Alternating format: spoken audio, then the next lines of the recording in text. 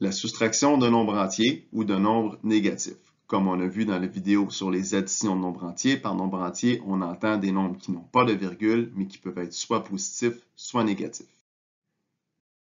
Comment faire? La soustraction de nombres négatifs peut sembler très complexe au début. Si on s'en tient simplement à la maintenir en soustraction, ça peut devenir mêlant très rapidement. À la base, si le nombre de gauche est négatif et que dans la soustraction le nombre de droite est positif, on va additionner les deux nombres, la réponse va rester négative. Et si le nombre de gauche est positif et que dans la soustraction le nombre de droite est négatif, mais que le nombre de droite est plus petit que le nombre de gauche, on va soustraire les deux nombres et ma réponse va être positive. Par contre, si mon nombre de gauche est positif et que ma soustraction, mon nombre de droite est négatif, mais que mon nombre de droite est plus gros que le nombre de gauche, on soustrait les deux nombres, la réponse devient négative. Si le nombre de gauche est négatif et que dans la soustraction le nombre de droite est également négatif, mais que le nombre de gauche est plus petit que le nombre de droite, on soustrait les deux nombres, la réponse devient positive. Mais si le nombre de gauche est négatif et que dans la soustraction le nombre de droite est négatif, mais que le nombre de droite est plus petit que le nombre de gauche, on va soustraire les deux nombres, la réponse devient négative. Donc, ça devient très mêlant. Et si on simplifiait tout ça? Dans une vidéo précédente, on a vu les notions d'addition de nombres négatifs, donc de nombres entiers. Soustraire un nombre ou additionner un nombre négatif équivalent reviennent au même résultat. Par exemple, si je fais 7 moins 3, j'ai ici 7 jetons, j'en retire 3, 1, 2, 3, il en reste 4, donc 7 moins 3 me donne 4. Si je fais 7 plus moins 3, j'ai ici mon plus 7, j'ai mon moins 3. Comme on a vu dans la vidéo précédente sur l'addition de nombres négatifs, mes nombres positifs et négatifs vont venir s'annuler. Donc, 1, 2, 3. Il reste encore une fois 4. Donc, on peut voir que soustraire un nombre ou additionner son opposé donne le même résultat.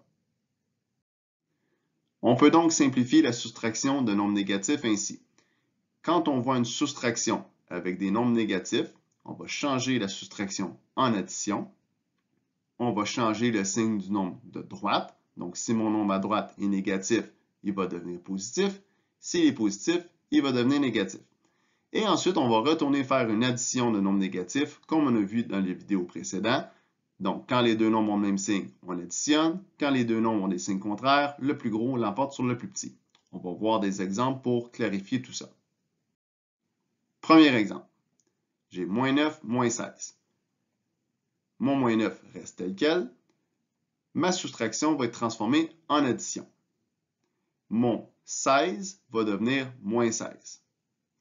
Donc là, j'ai moins 9 plus moins 16. Mes deux signes sont pareils. Je vais les additionner. Ça me donne moins 25. Si j'ai 8 moins 13, encore une fois, mon nombre de gauche, lui, ne change pas. Ma soustraction devient une addition.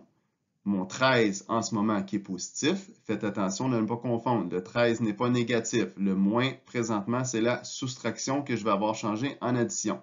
Donc, mon 13 va devenir moins 13. Donc, 8 moins 13 revient à faire 8 plus moins 13.